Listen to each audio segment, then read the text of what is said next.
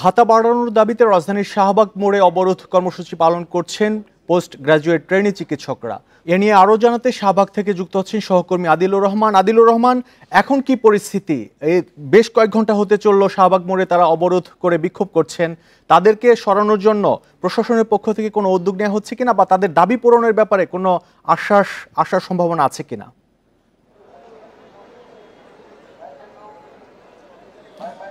দেখুন, সেই বেলা 11:30 থেকে এই পোস্ট গ্রাজুয়েট প্রাইভেট ট্রেনি যে চিকিৎসকরা আন্দোলনে নেমেছেন, তারা এখনও তাদের আন্দোলন অব্যাহত রেখেছেন। আমরা জানতে চেয়েছিলাম আসলে যে কতক্ষণ তারা তাদের এই আন্দোলন চালিয়ে যাবেন। তারা যেটি আসলে বলছেন যে যতক্ষণ পর্যন্ত 50,000 টাকা বেতন অথবা নবম গ্রেডের প্রজ্ঞাপন জারি না হবে ততক্ষণ পর্যন্ত তারা তাদের যে আন্দোলন, সেই আন্দোলন চালিয়ে যাবার ঘোষণা তারা দিয়েছেন। আমরা এরই মধ্যে আসলে যেটা জানতে পেরেছি যে পুলিশের পক্ষ থেকে বেশ কয়েক দফা তাদেরকে এই সড়কটি ছেড়ে দেবার জন্য আহ্বান জানানো হয়েছে, কিন্তু যারা আন্দোলন করছেন তারা যেটি বলছেন যে পুলিশের যে আহ্বান তাতে তারা সাড়া দেবেন না।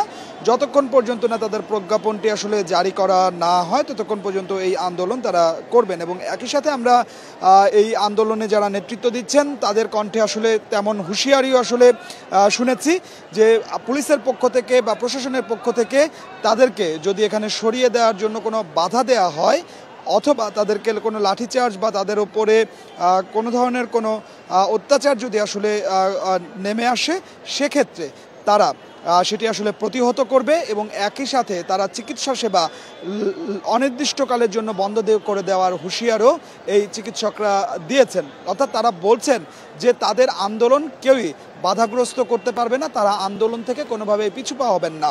এবং আমরা যারা আন্দোলন করছেন, যারা নেতৃত্ব দিচ্ছেন, তাদের কাছে জানতে চেয়েছিলাম যে এখন পর্যন্ত মন্ত্রণালয় বা ঊর্ধ্বতন মহল থেকে তাদের কাছে কোনো ধরনের কোনো বসা বা তাদের যে দাবিগুলো আছে সেই দাবিগুলো মেনে নেওয়া হবে বা দাবিগুলো পূরণের ব্যাপারে কোনো সমঝোতা বা কোনো আশ্বাস এসেছে কিনা। তারা যেটি আসলে বলছেন যে এখন পর্যন্ত তাদের সাথে কেউ যোগাযোগ করেনি, কোনো মন্ত্রণালয় থেকেও তাদের সাথে যোগাযোগ করেনি, এবং যে কারণে তারা তাদের যে আন্দোলন সেই আন্দোলনটি অব্যাহত রেখেছেন। আমরা এই চিকিৎসকদের সাথে কথা বলেছিলাম যে তারা কর্মবিরতি দিয়ে কেন আসলে আন্দোলনটি করছেন।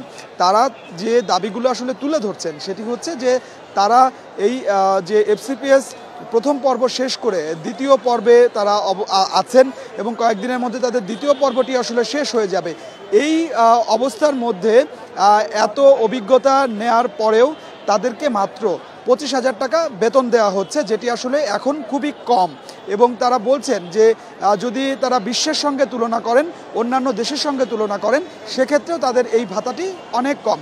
2022 সালে তাদেরকে 20,000 থেকে 25,000 টাকা এই ভাতাটি বাড়ানো হয়েছিল। এরপরে গত 5 আগস্টের পরে তারা আবার আন্দোলন শুরু করেন। তারা বিভিন্ন মহলে গিয়েছেন, মন্ত্রণালয়ে গিয়েছেন।